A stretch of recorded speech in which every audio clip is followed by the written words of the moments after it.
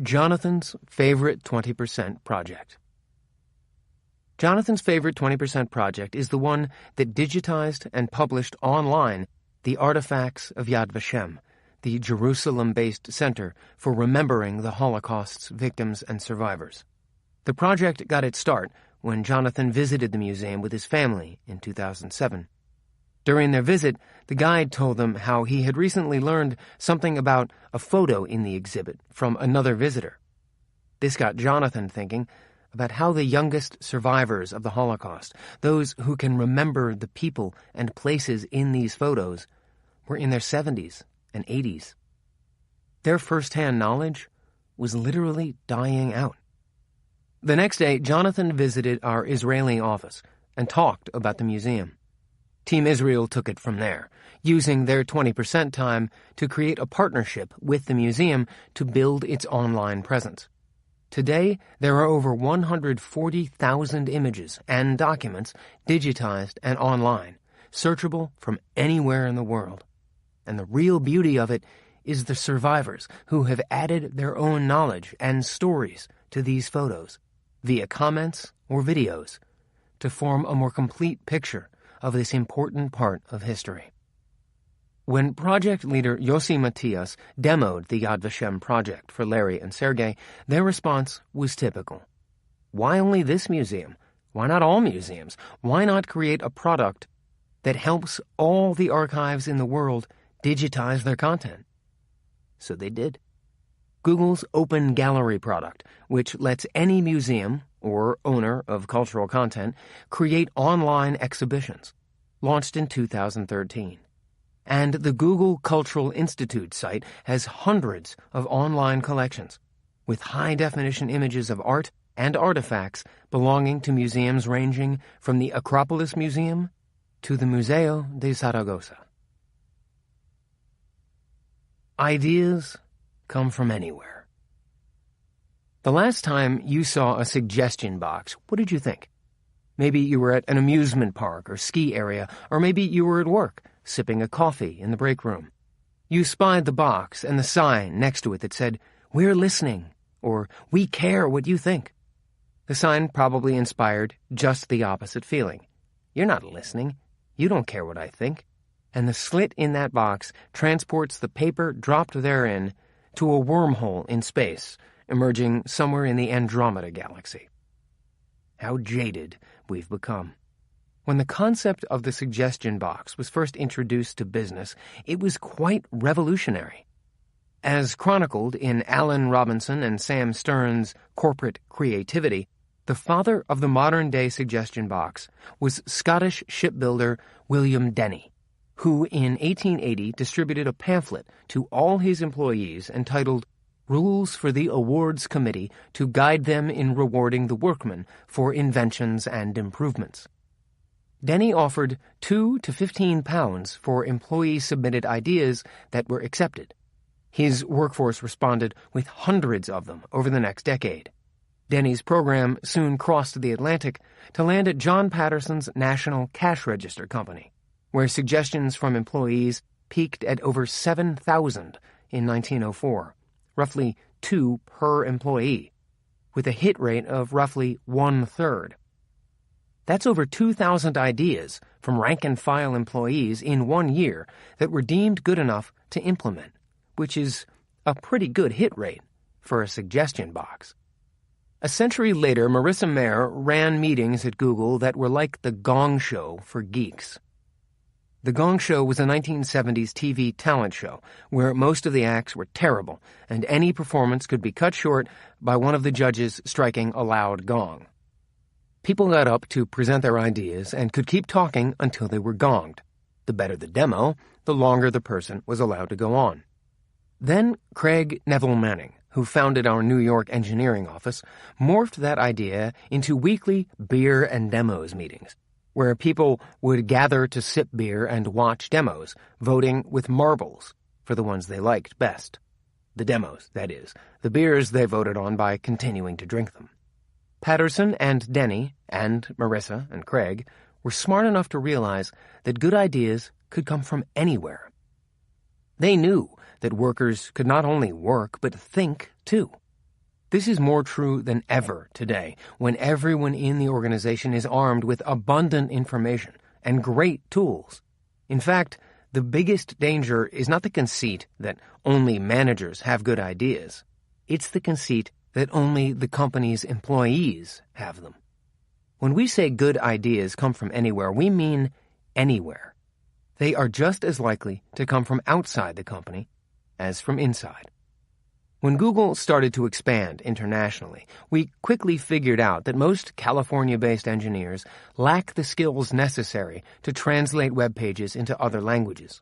The traditional way to solve this problem would have been to hire professionals to do the translation work, which would have been both expensive and time-consuming.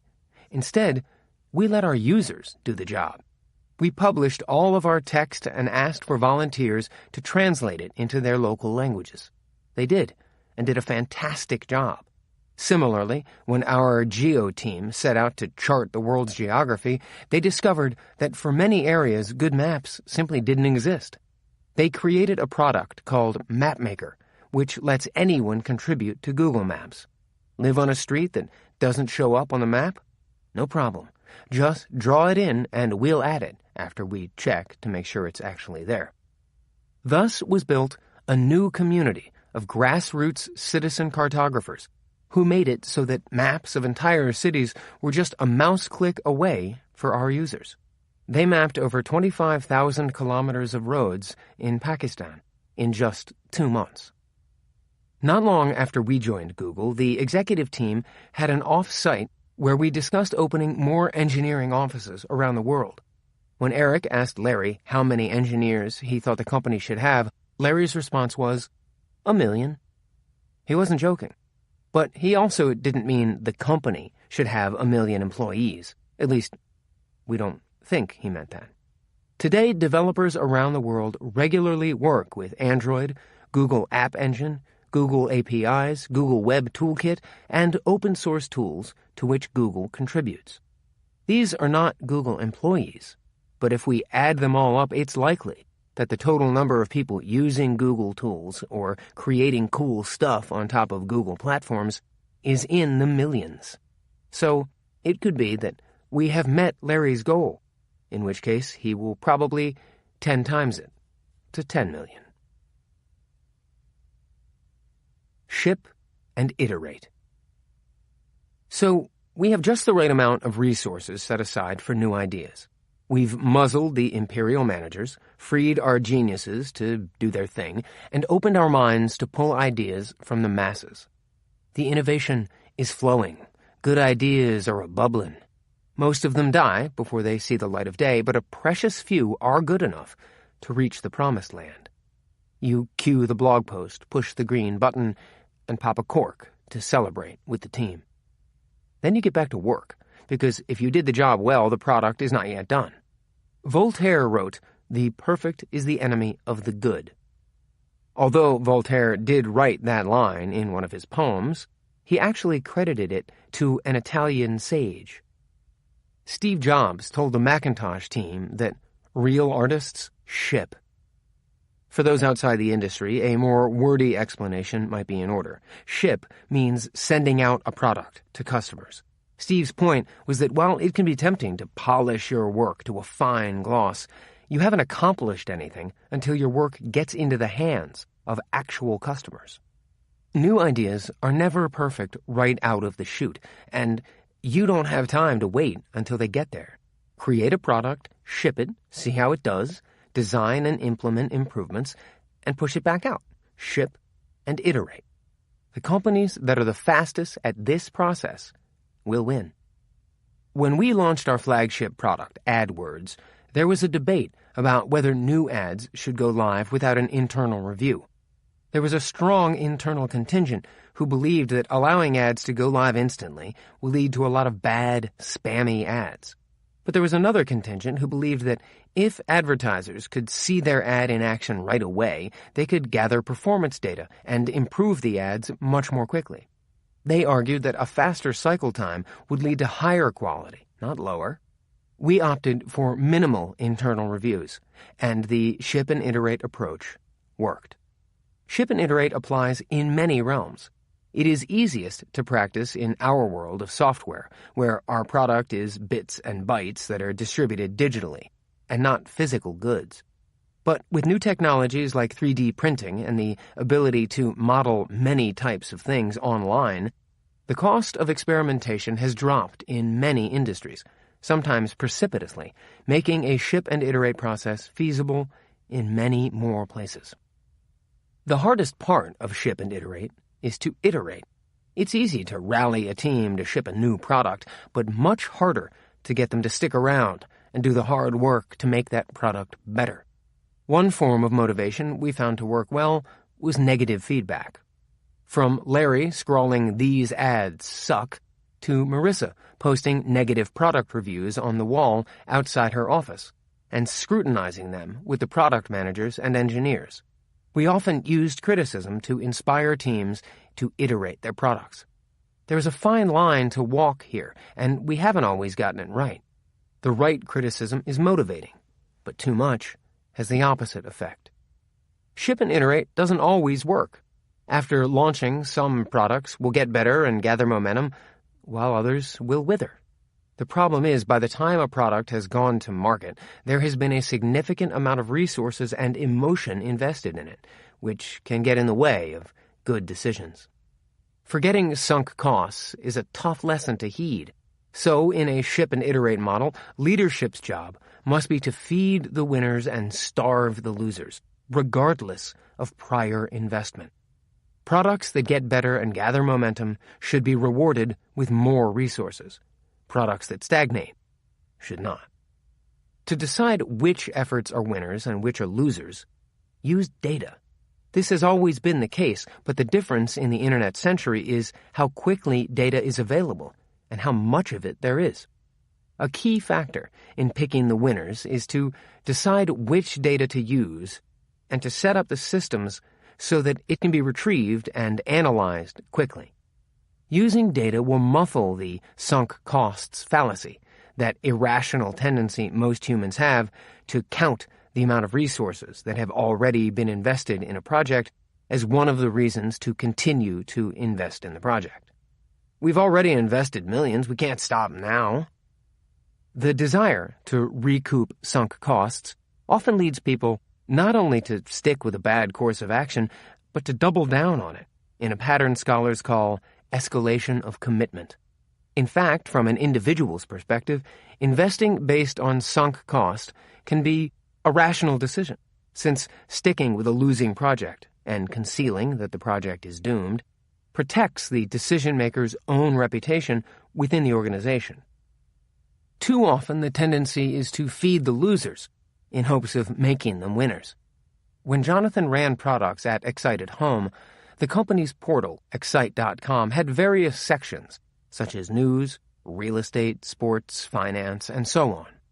Each of those sections competed for clicks on the front page, and when a section's traffic dropped, Excite's management would try to rectify the situation by moving that section to a better spot on the page.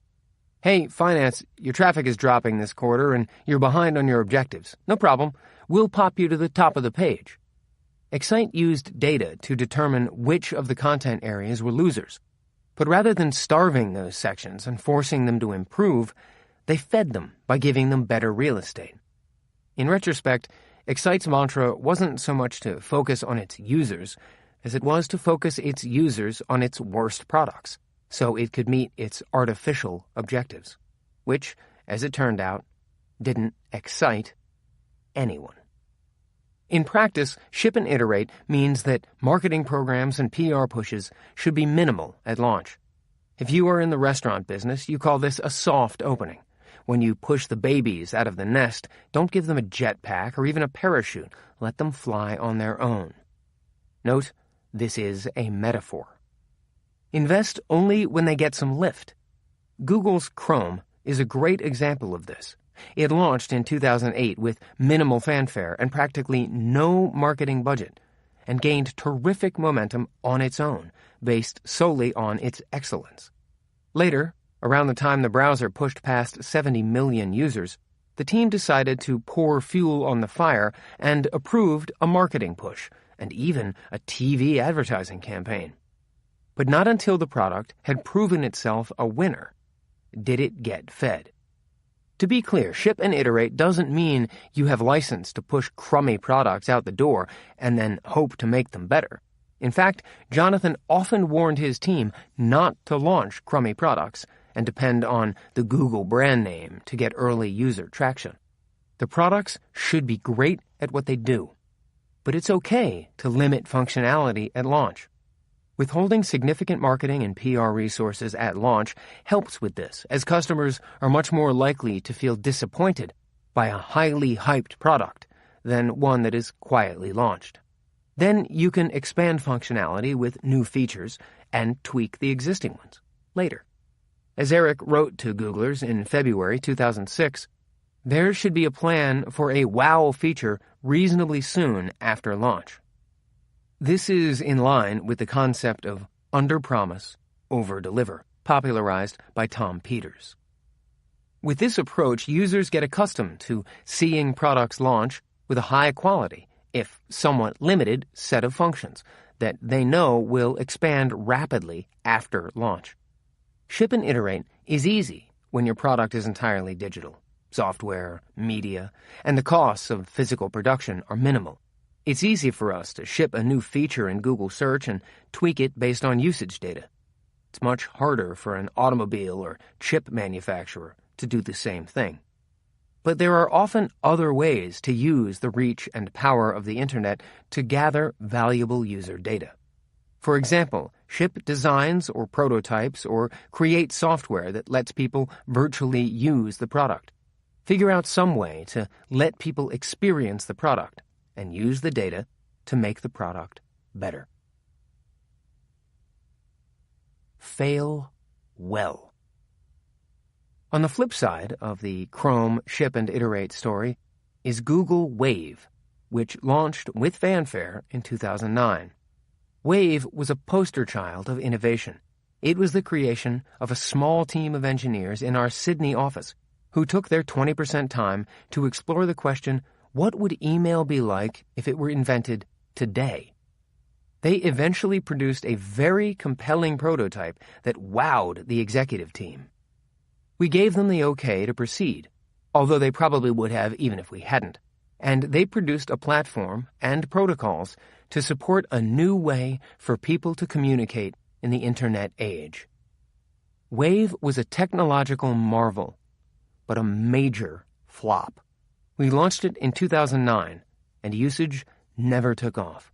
The Wave team shipped and iterated like crazy, but its user base never came close to critical mass. A year after consumer launch, we announced that we would be canceling Wave. The press excoriated us, calling Wave an overhyped bust and a tremendous failure. They were right. Wave was a tremendous failure. It failed quickly. We did not pour good money after bad. It failed without anyone being stigmatized. No one on the Wave team lost their jobs, and in fact most of them were highly recruited within Google after the project shut down, precisely because they had worked on something that had pushed the boundaries. And it failed after having created a lot of valuable technology. Pieces of the Wave platform migrated to Google+ and Gmail. As a failure, Wave failed well. To innovate, you must learn to fail well. Learn from your mistakes. Any failed project should yield valuable technical, user, and market insights that can help inform the next effort. Morph ideas, don't kill them. Most of the world's great innovations started out with entirely different applications. So when you end a project, look carefully at its components to see how they might be reapplied elsewhere. As Larry says, if you are thinking big enough, it is very hard to fail completely. There is usually something very valuable left over. And don't stigmatize the team that failed. Make sure they land good internal jobs. The next innovators will be watching to see if the failed team is punished. Their failure shouldn't be celebrated, but it is a badge of honor of sorts. At least they tried. Management's job is not to mitigate risks or prevent failures. but to create an environment resilient enough to take on those risks and tolerate the inevitable missteps. Author and professor Nassim Taleb writes about making systems that are anti-fragile. They don't just survive failures and external shocks, they get stronger as a result. More from Taleb. Some things benefit from shocks. They thrive and grow when exposed to volatility, randomness, disorder, and stressors, and love adventure, risk, and uncertainty. Yet in spite of the ubiquity of the phenomenon, there is no word for the exact opposite of fragile. Let us call it anti-fragile. Anti-fragility is beyond resilience or robustness. The resilient resists shocks and stays the same. The anti-fragile gets better. Don't get us wrong, failure is not the objective. But if you are measuring the health of your innovation environment, you need to count the failures as well as the successes to become more anti-fragile. As Dilbert cartoonist Scott Adams says, it helps to see failure as a road and not a wall. Mullah Nasruddin, the 13th century wise fool of Sufi lore, seconds the notion. Good judgment comes from experience. Experience comes from bad judgment. This quote is usually attributed to the late computer scientist Jim Horning, but he said that is incorrect, and when we dug into it we found that it actually comes from Nasruddin. Once we learned that, we decided that all we wish for our legacy is to be recalled centuries from now as wise fools, because that's just cool. The timing of failure is perhaps the trickiest element to get right. A good failure is a fast one.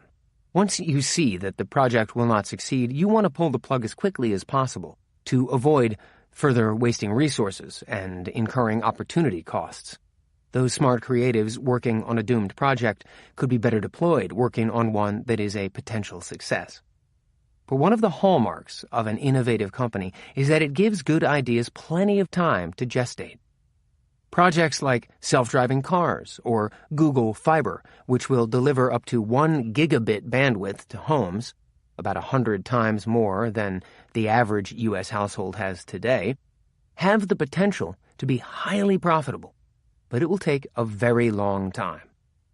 As Jeff Bezos points out, just by lengthening the time horizon, you can engage in endeavors that you could never otherwise pursue. At Amazon, we like things to work in 5 to 7 years. We're willing to plant seeds, let them grow, and we're very stubborn. We say we're stubborn on vision and flexible on details. So fail quickly, but with a very long time horizon? Huh? How does that work? See, we told you this was the tricky part. The key is to iterate very quickly and to establish metrics that help you judge if, with each iteration, you are getting closer to success. Small failures should be expected and allowed, since they often can shed light on the right way to proceed. But when the failures mount and there is no apparent path to success, or as Regina Dugan and Kaigum Gabriel put it, when achieving success requires multiple miracles in a row, it is probably time to call it a day. It's not about money. While we believe in paying extraordinary people extraordinarily well for extraordinary success, we don't pay people for successful 20% projects.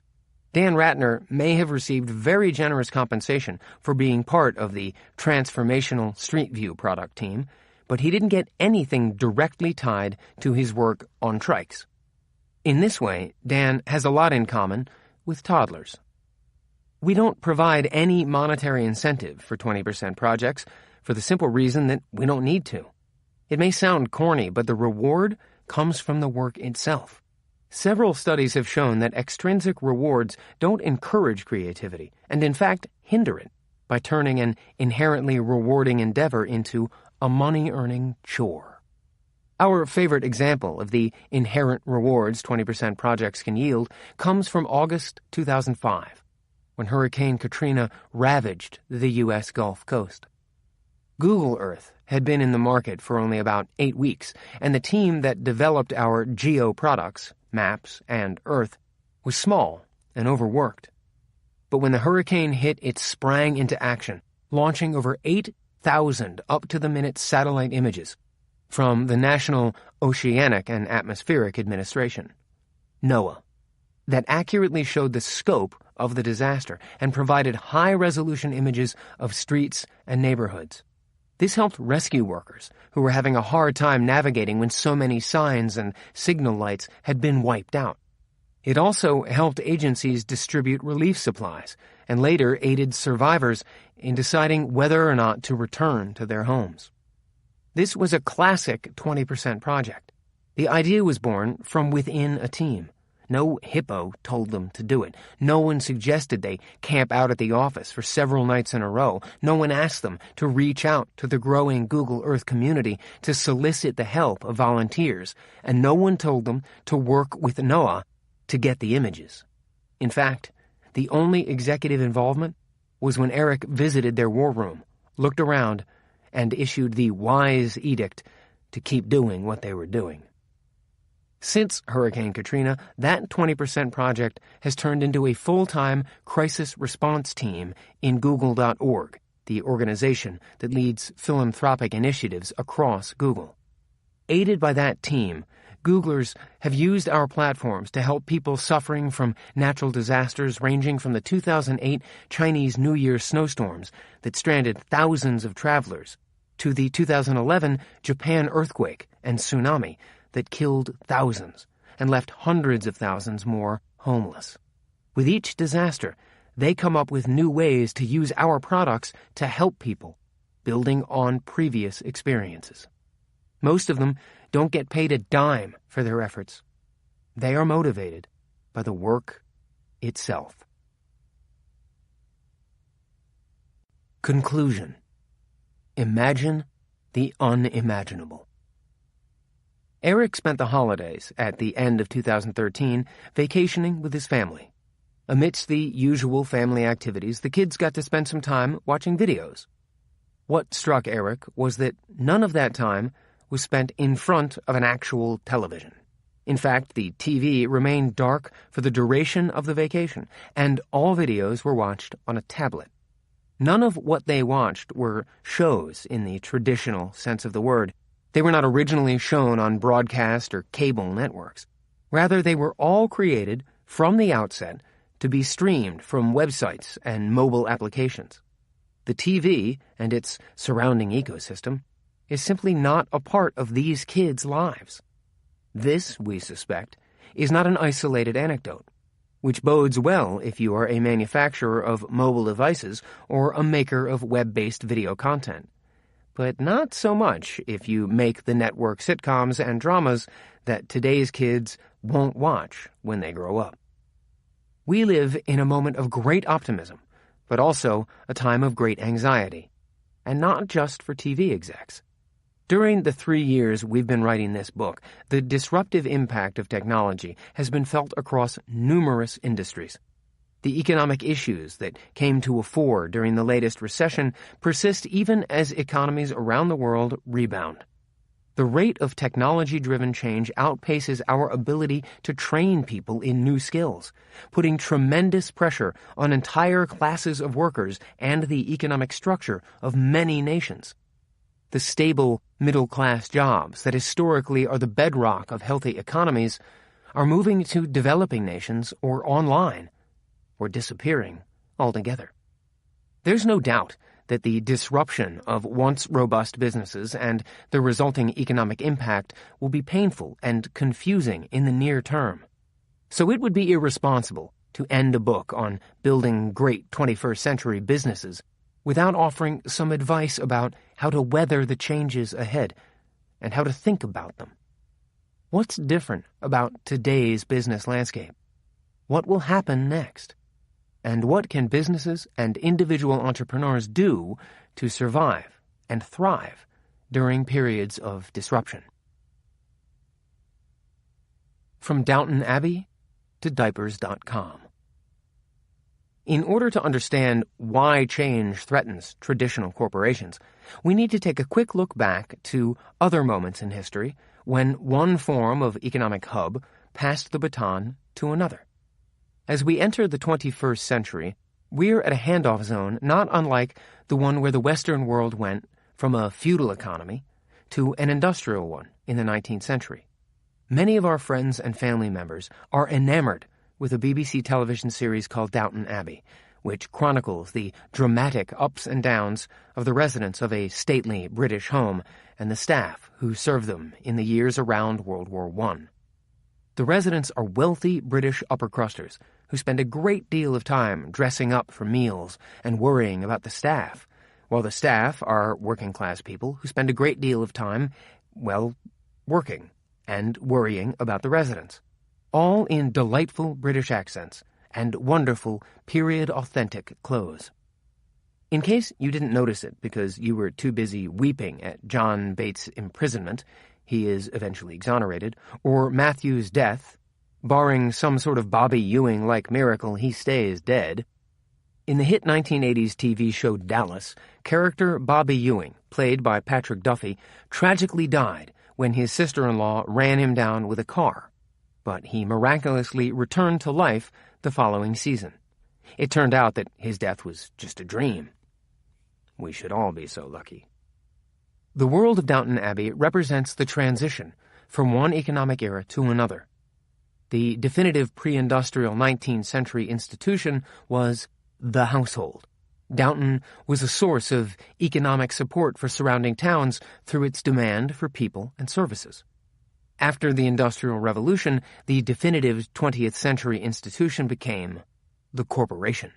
Think General Motors, an automobile company, where mass production was happening at plants thanks to a confluence of factors, including access to power, water, and a blue-collar labor force. Meanwhile, both union members on factory floors and white-collar workers in headquarters enjoyed safe careers and comfortable middle-class lifestyles. In the 21st century, the corporation as a hub of economic activity is being challenged by the platform. We've touched on platforms in the strategy chapter, but picture Diapers.com, which was subsequently bought by Amazon. A platform is a very different sort of hub than a corporation. A corporation's relationship with consumers is one way. GM decides how to design, manufacture, and market a new product to its consumers and sells it through a network of dealerships. In contrast, a platform has a back-and-forth relationship with consumers and suppliers. There's a lot more give and take. Amazon is a corporation, but it is also a marketplace where buyers and sellers come together. Amazon does not just dictate what it sells to consumers. Consumers tell Amazon what they are looking for, and Amazon sources it for them. Consumers have a voice. They can rate products and services. Who succeeds and who fails in a world of platforms? Thanks to the Buggles, we know that video killed the radio star. And thanks to the 2011 bankruptcy of the bookseller Borders, we know that platforms like Amazon can hurt incumbent corporations. Borders was no lightweight. As late as 2005, it had a market capitalization of over $1.6 billion. And at the time it filed for Chapter 11, it employed more than 17,000 people. So it seems to us that incumbent businesses have a choice to make. They can continue to operate as they always have, existing in a world where technology is something to be used not as a tool of transformation, but simply to optimize operational efficiency and maximize profits. In a lot of these incumbent businesses, technology is that interesting thing run by that slightly odd group in the other building. It isn't something that anchors the CEO's agenda every week. And the impending disruption caused by new competitors entering their markets is something to be fought with battalions of lobbyists and lawyers. Although it might take a long time and cost a lot of money, this dig a moat and bury your head in the sand approach is bound to end tragically. The forces of technology and disruption are too powerful. So the incumbent that follows this strategy will eventually fail, or at the very least, become irrelevant. Along the way, it will hamper customer choice and squelch innovation in its industry, because that is exactly its intent. Innovation means change. For incumbents, the status quo is a much more comfortable place to be. Venture capitalist and Sun Microsystems co-founder Vinod Khosla, who sometimes speaks at the class Eric teaches at Stanford, points out a couple of simple reasons for this. First, at the corporate level, most innovative new things look like small opportunities to a large company. They are hardly worth the time and effort, especially since their success is far from certain. And at an individual level, people within big companies aren't rewarded for taking risks, but are penalized for failure. The individual payoff is asymmetrical, so the rational person opts for safety. There is an alternative for incumbents, though. Develop a strategy that takes advantage of platforms to consistently deliver great products. Use that strategy as a foundation to attract a team of smart creatives. Then create an environment where they can succeed at scale. Simple, right? Except that, of course, it isn't. Not even close. The very nature of mature companies is to be risk-averse and to attack big change like a body attacks an infection. We know, because we've been there. After all, you are listening to a book by a couple of guys who were among the last Googlers to ditch their BlackBerries and Outlook email boxes. We don't always see change coming, and we don't always handle it that well either. Fortunately, we surround ourselves with people who do, such as our former colleague, Vic Gundotra. The emergence of the social web, and a startup called Facebook. The World Wide Web has developed in three distinct phases. Web 1.0 started in the 90s with the advent of the browser, HTML, and this thing called websites. During this Web 1.0 phase, users could read text, see small pictures, and complete basic transactions.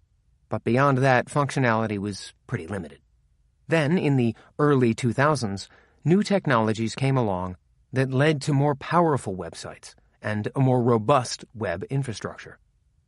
Broadband proliferated in several countries. Online video took off, and it became easier for people not just to consume stuff from the web, but also publish stuff to it. In this Web 2.0, the web became more than a giant shopping mall and online encyclopedia. It was a place where people could do all sorts of things.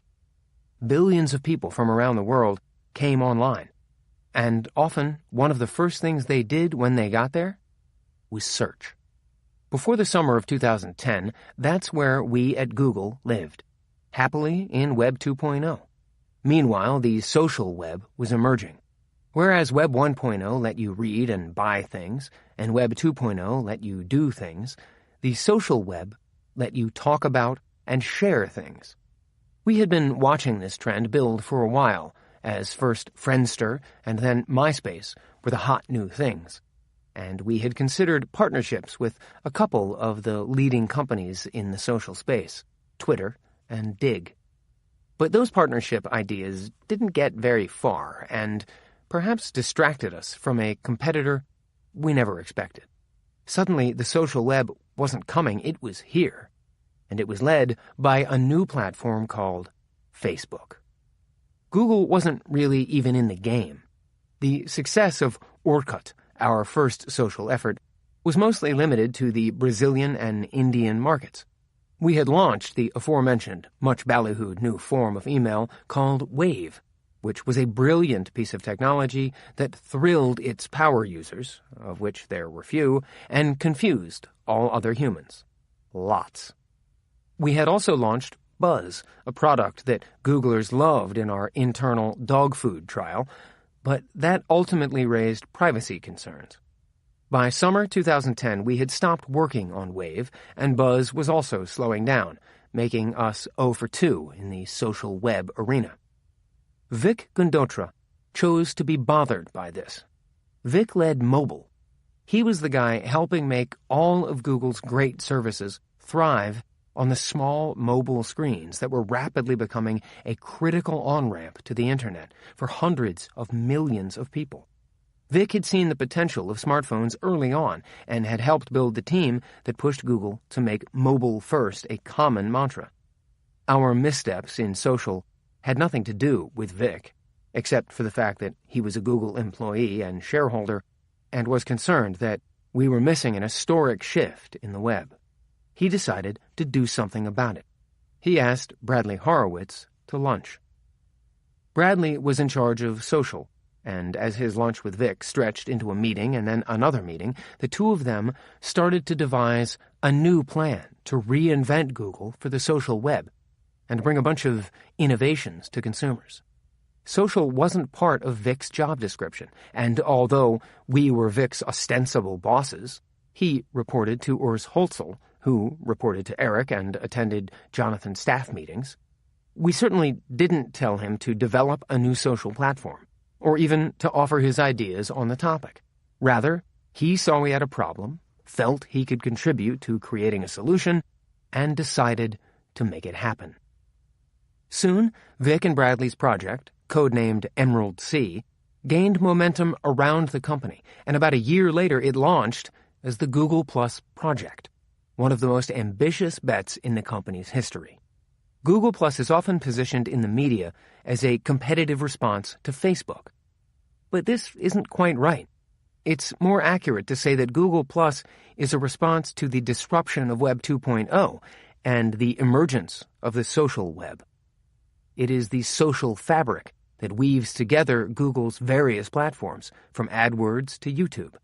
And it started because one person saw that a major shift was underway, with the potential to disrupt our business, and decided to do something about it, even though it wasn't his job. Ask the hardest questions. Vic got started on his social quest by asking himself questions. What would it mean to Google when the dominant use of the web was as a social platform? Could the social web make search obsolete? Sometimes the most effective way to help change and innovation outrun the antibodies of corporate entropy is a simple one. Ask the hardest question. Understanding what you do about the future. What do you see for the business that others may not, or may see but choose to ignore? Harvard Business School professor and business consultant Clayton Christensen. I keep my attention on the questions I need to ask so I can catch the issues of the future. When information truly is ubiquitous, when reach and connectivity are completely global, when computing resources are infinite, and when a whole new set of impossibilities are not only possible, but happening, what will that do to your business? Technology progress follows an inexorable upward trend. Follow that trend to a logical point in the future and ask the question, what does that mean for us? When Eric worked at Sun in the 90s, the company made computer workstations that offered the best value in the industry. It was a technology-driven company, confident that it could permanently maintain this price-performance advantage. But Sun was also threatened by the improving capabilities of Wintel PCs, built with Intel processors and running Microsoft Windows operating systems. At that time, the hardest question for Sun was what would happen to Sun's business when the Wintel price performance finally surpassed Sun's. What would the company do when the advantage to which it owed most of its success and profitability was gone? When Eric posed that question to President Owen Brown and CEO Scott McNealy, their conclusion was that Sun could never lower their costs to be competitive with the PC industry. In other words, they didn't have a good answer, and neither did Eric. That was a problem, of course, but the bigger problem is what happened next. Nothing. No one took a substantive action item. In April 2000, Sun's market capitalization was $141 billion. By 2006, Windows-based servers had taken over the market, while the share of Sun's machines languished in the single digits. Sun was sold to Oracle in 2009 for $7.4 billion. In ongoing companies, there are always hard questions, and they often don't get asked because there aren't any good answers, and that makes people uncomfortable. But this is precisely why they should be asked, to keep the team uncomfortable. Better for that discomfort to come from friendly fire than from a competitor intent on killing you for real, as Eric learned at Sun. If there aren't good answers to the hardest questions, then there is at least a silver lining. Those hardest questions that have no easy answers can be very effective in mitigating the risk-averse, change-fighting tendencies of big company culture. They are the imminent hanging that, as Samuel Johnson noted, can concentrate the mind so wonderfully. Originally quoted in James Boswell's biography of the English writer Samuel Johnson, "Depend upon it, sir, when a man knows he is to be hanged in a fortnight, it concentrates his mind wonderfully." Start by asking what could be true in 5 years. Larry Page often says that the job of a CEO is not only to think about the core business, but also the future. Most companies fail because they get too comfortable doing what they have always done, making only incremental changes. And that is especially fatal today, when technology-driven change is rampant. So the question to ask isn't what will be true, but what could be true. Asking what will be true entails making a prediction, which is folly in a fast-moving world. Even experts are poor predictors about highly uncertain events, as the psychologist Philip Tetlock has shown in his 20-year study of the predictions of hundreds of experts. For example, experts were no better than the average educated person, and no better than random chance, at correctly predicting such outcomes in their field as whether apartheid would end through nonviolent means, whether Quebec would secede from Canada, and the like. Asking what could be true entails imagination. What thing that is unimaginable when abiding by conventional wisdom is, in fact, imaginable? As Vinod Khosla points out, in 1980, it was hard to imagine that microprocessors would be everywhere, not just in computers, but in cars, toothbrushes, and just about everything else. In 1990, when cellular telephones were the size of a sewing machine and cost a fortune, it was hard to imagine they would be smaller than a deck of cards and cost less than a night at the movies. In 1995, it was hard to imagine that the Internet would have over 3 billion users and over 60 trillion unique addresses. Microprocessors, mobile phones, and the Internet are all ubiquitous today, but virtually no one predicted that when they were in their incipient stages. And yet, we all keep making the mistake. The general reaction when Google's self-driving car was announced was incredulity. Cars that drive themselves couldn't actually happen, could it? We can't imagine it not happening. So forgo conventional wisdom, crank up that imagination, and ask yourself what could happen in your industry in the next 5 years. What could change most quickly, and what will not change at all. Then, once you have an idea of what the future could hold, here are some more hard questions to consider. How would a very smart, well-capitalized competitor attack the company's core business? How could it take advantage of digital platforms to exploit weaknesses or skim off the most profitable customer segments? What is the company doing to disrupt its own business? Is cannibalization or revenue loss a frequent reason to kill off potential innovation? Is there an opportunity to build a platform that can offer increasing returns and value as usage grows? Do company leaders use your products regularly? Do they love them? Would they give them to a spouse as a gift? This obviously isn't applicable in a lot of cases, but it's a powerful thought experiment. Do your customers love your products, or are they locked in by other factors that might evaporate in the future? If they weren't locked in at all, what would happen? Interesting corollary to this question, if you forced your product people to make it easy for customers to ditch your product for a competitor's, how would they react? Could they make your products so great that customers want to stay, even if they don't have to? When you go through your pipeline of upcoming new major products and features, what percentage of them are built on unique technical insights? How many product people are on the senior leadership team? Does the company aggressively reward and promote the people who have the biggest impact on creating excellent products? Is hiring a top priority at the C-suite level? Do top executives actually spend time on it? Among your stronger employees, how many see themselves at the company in 3 years? How many would leave for a 10% raise at another company? Do your decision-making processes lead to the best decisions or the most acceptable ones? How much freedom do employees have? If there is someone who is truly innovative, does that person have the freedom to act on his ideas, regardless of his level? Are decisions on new ideas based on product excellence or profit? Who does better in the company, information hoarders or routers? Do silos prevent the free flow of information and people?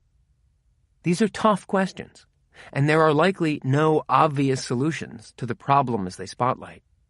But there certainly won't be solutions if the questions never get asked. Incumbents usually fail to understand how quickly they can be disrupted. But asking these questions can help them discover the reality. It is also a great way to attract and invigorate the best smart creatives who are drawn not only to the challenge, but to the honesty of the challenge. Thank God, someone around here is finally asking the tough questions, they will say. Now we can get started on finding the answers. But this brings up one more hard question. Are you in the right place to attract the best smart creatives? One of the interesting effects of the internet, mobile, and cloud technologies is that business hubs have grown more powerful and influential. We used to think that the advent of internet and other communication technologies would lead to more hubs springing up and reduce the importance of existing ones. But in fact, the opposite is true. There may indeed be new, small clusters of activity in various industries, but the clusters that already existed have only increased in importance.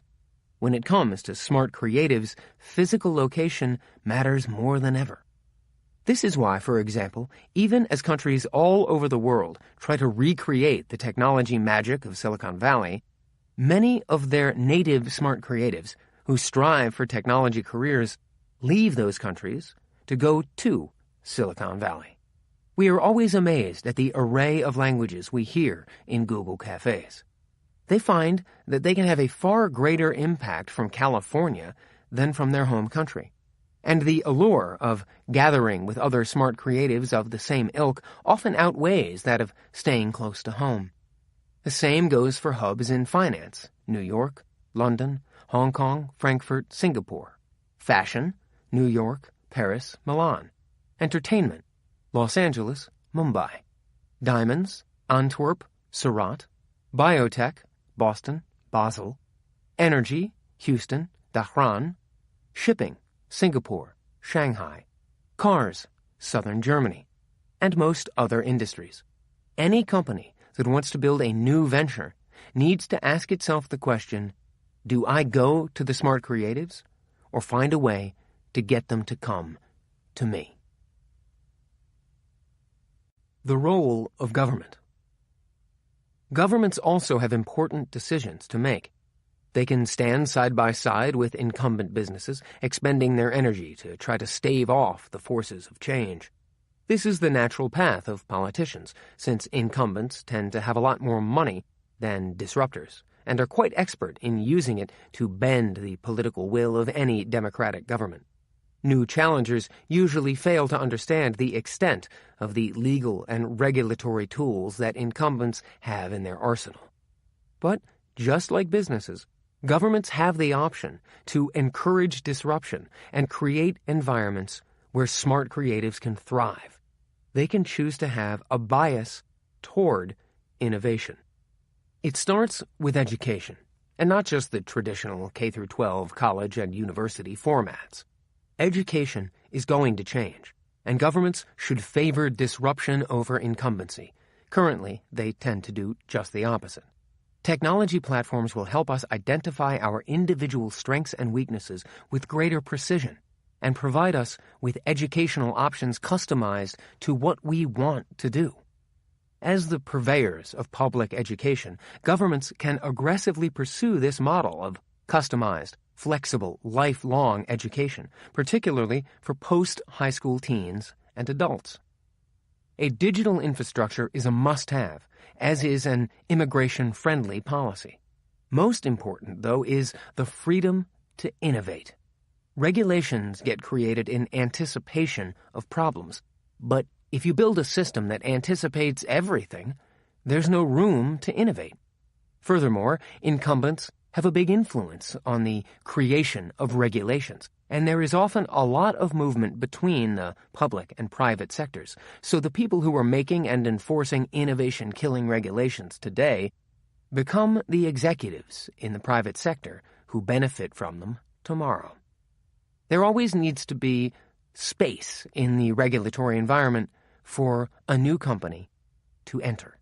For example, in the U.S. automotive industry, a new entrant, Tesla, is running into regulatory roadblocks in several states that are preventing it from selling directly to consumers. The regulations protect auto dealers and reduce consumer choice in those states. During the next round of automotive innovation, self-driving cars, there will be an accident. Someone will get hurt or killed, which may have the effect of casting doubt on the entire industry of self-driving cars.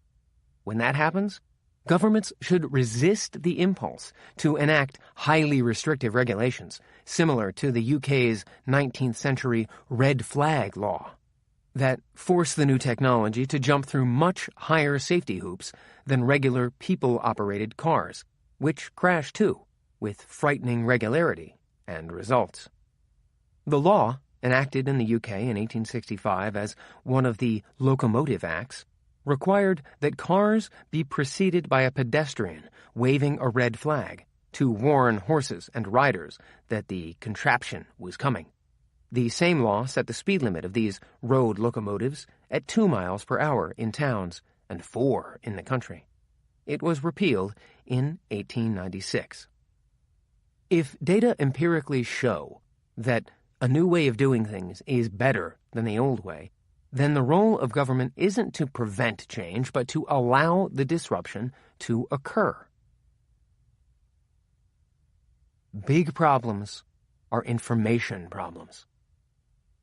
As industries blow up and get reformed, incumbents adapt or wilt, and new ventures grow, powered by visionary leaders and their ambitious, smart colleagues.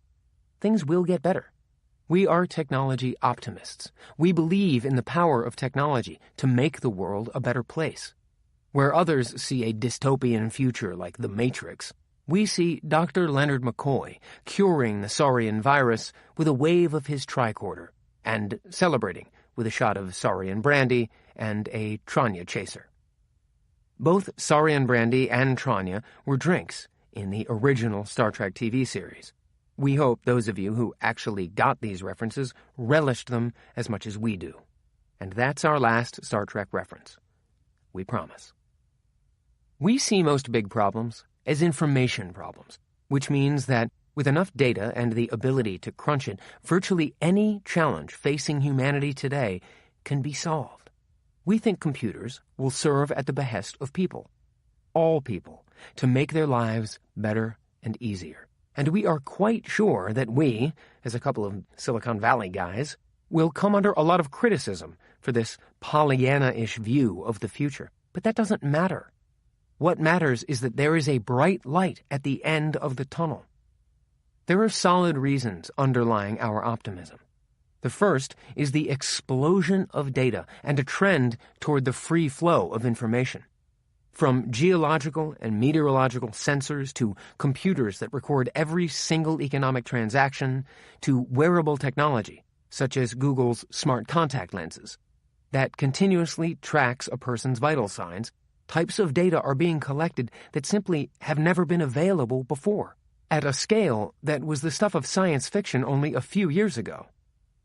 Smart contact lenses, under development by Google X, are built to track their wearers' blood glucose levels by measuring glucose levels in tiers. This would spare diabetics the necessity of regular, painful pinprick blood tests or of wearing a glucose sensor under their skin full time. And there is now practically limitless computing power with which to analyze the data. Infinite data and infinite computing power create an amazing playground for the world's smart creatives to solve big problems. This will result in greater collaboration among smart creatives, scientists, doctors, engineers, designers, artists, trying to solve the world's big problems, since it is so much easier to compare and combine different sets of data. As Carl Shapiro and Hal Varian note in Information Rules, information is costly to produce but cheap to reproduce.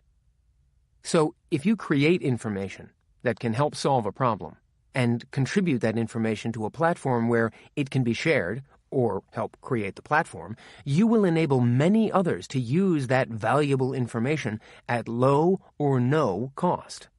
Google has a product called Fusion Tables, which is designed to bust your data out of its silo by allowing related data sets to be merged and analyzed as a single set, while still retaining the integrity of the original data set. Think of all the research scientists in the world working on similar problems, each with their own set of data in their own spreadsheets and databases. Or local governments trying to assess and solve environmental and infrastructure issues, tracking their progress in systems sitting on their desks or in the basement. Imagine the power of busting down these information silos to combine and analyze the data in new and different ways. Speed is another hopeful factor. Thanks to technology, latency, the time between action and reaction, is getting much shorter. Again, this is a place where taking a historical view can be helpful in bringing the concept into focus. What economists call general-purpose technologies, the steam engine or electricity, are good examples, historically have taken a long time to go from invention to application to changing the fabric of how people live and markets operate.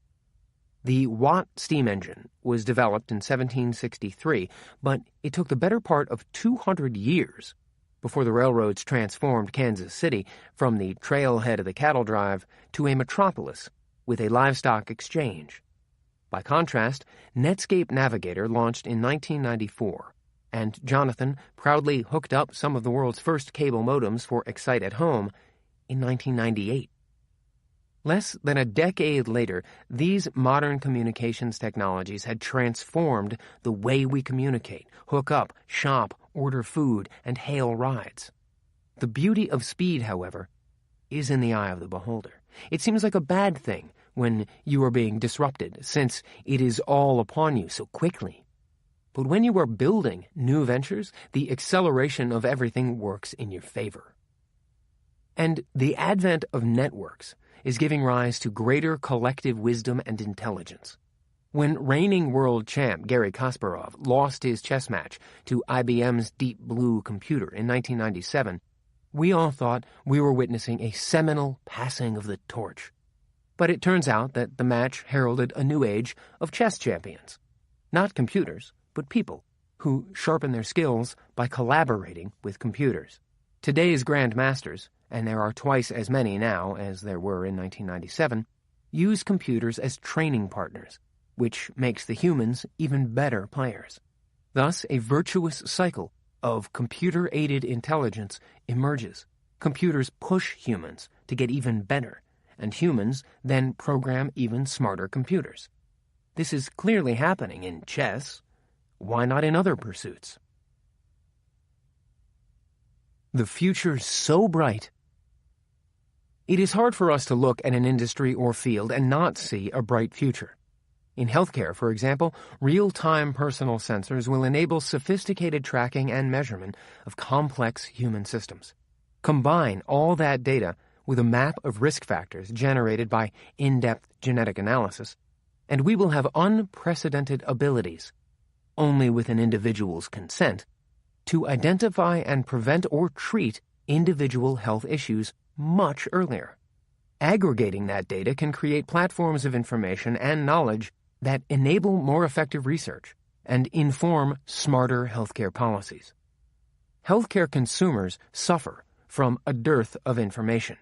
They have virtually no data on procedural outcomes and doctor and hospital performance, and often have a hard time accessing their own health data, especially if it is held by different institutions. And pricing for medical services, medicine, and supplies is completely opaque and varies widely from patient to patient and facility to facility. Just bringing even a basic level of information transparency to healthcare could have a tremendous positive impact, lowering costs and improving outcomes. Transportation will be another industry full of disruption and opportunity. What will happen when every car can drive itself? Ownership models will change, since personal car services will drop in price and become even more responsive. The only reason for owning a car will be for pleasure, not transportation. This will force planners to rethink transportation networks. In financial services, more detailed information means more customized services. Today, for example, auto insurers are already starting to use information such as distance driven and location to assess the chances of a driver having an accident. How much smarter could they be if they agreed to lower your rates in exchange for getting access to all of your car's data? Speed, location, operating hours, distances driven, traffic conditions, and maintenance records? Perhaps you wouldn't take the offer, but would you accept it for the teenage drivers in your family, hoping it would make them drive more safely? In creative industries, there is more outstanding content and talent than ever before, and demand for it, at least when measured by media consumption, has never been higher.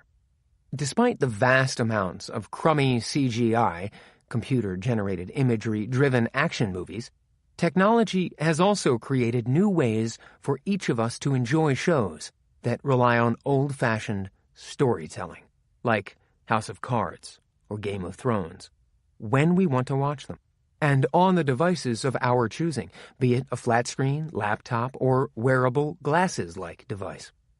The Internet has decimated traditional media business models, but new ones have and will continue to emerge in their place. The result will be a much bigger, more fragmented, and chaotic market for creators, and endless choices for consumers.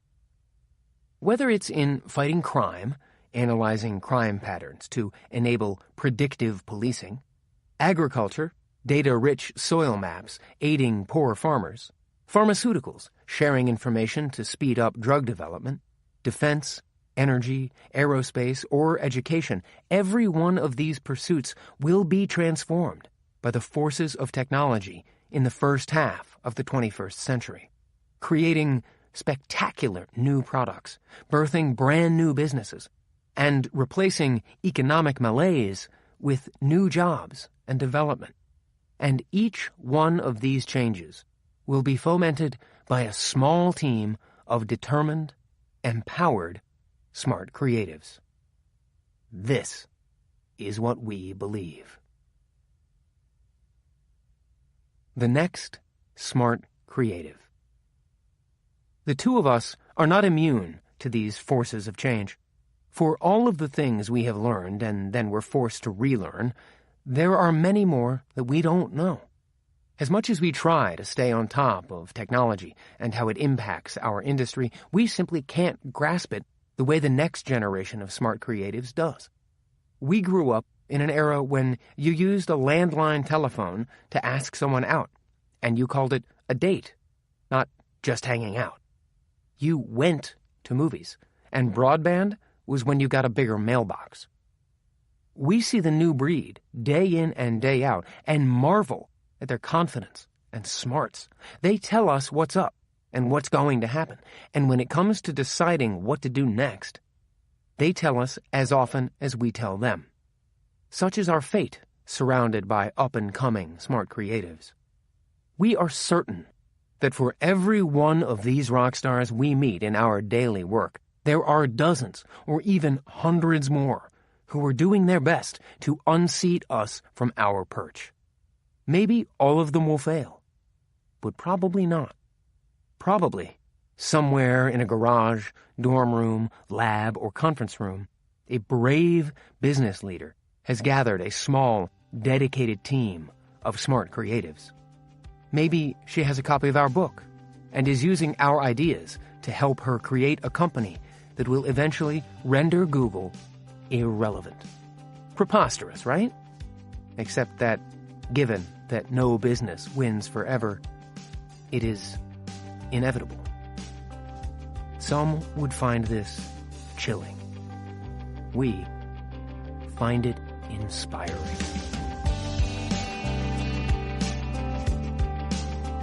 This has been a Hachette audio production of How Google Works, written by Eric Schmidt and Jonathan Rosenberg, with Alan Eagle. Forward by Larry Page. Read by Holter Graham, with the forward and introduction read by Jonathan Rosenberg. Produced by Christine M. Farrell. Directed by Suzanne Torin. Recorded by Tommy Herron. Post-production by Nikki Banks and Christine M. Farrell. How Google Works is also available in print and digital formats from Grand Central Publishing, a division of Hachette Book Group. For more Hachette audio productions, visit us at hachetteaudio.com. Thank you for listening. Text copyright 2014 by Google Incorporated. Audio production copyright 2014 by Hachette Audio. All rights reserved. In accordance with the U.S. Copyright Act of 1976, the duplicating, uploading, and electronic sharing of any part of this audiobook without the permission of the publisher constitutes unlawful piracy and theft of the author's intellectual property. If you would like to use material from the audiobook, other than for review purposes, prior written permission must be obtained by contacting the publisher at permissions@hbgusa.com. Thank you for your support of the author's rights.